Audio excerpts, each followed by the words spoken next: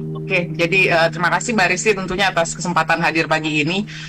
Sebenarnya kalau berdasarkan informasi yang kami terima dari KBRI Phnom Penh di Kamboja itu per 26 Januari jam 6.30 malam kemarin itu KBRI Phnom Penh menerima sekitar 2.485 aduan dari warga negara Indonesia yang datang langsung ke KBRI setelah keluar dari sindikat penipuan daring.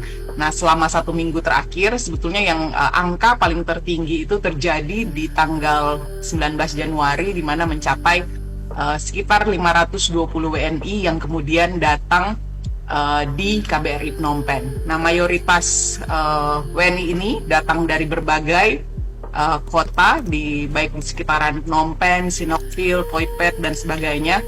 Nah, ini kalau mau dilihat dari jumlah angka ini sebenarnya sangat tinggi karena seperti yang sudah disampaikan oleh Bapak Duta Besar kita di Phnom Penh, Bapak Santo, bahwa kalau dibandingkan dengan total di tahun 2025 itu hanya 5.800 kasus WNI. Nah, sekarang KBRI itu dalam jangka waktu mungkin sekitar 2 minggu sudah menerima sekitar 2.485.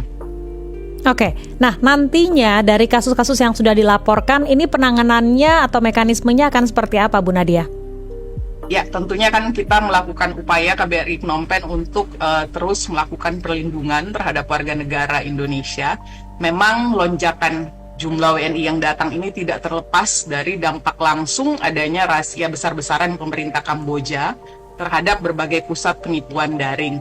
Dari ketika mereka datang, tentunya pihak KBRI melakukan pendataan ataupun assessment atas kondisi mereka, kondisi kesehatan dan sebagainya, maupun juga data-data mereka, termasuk kepemilikan dokumen mereka.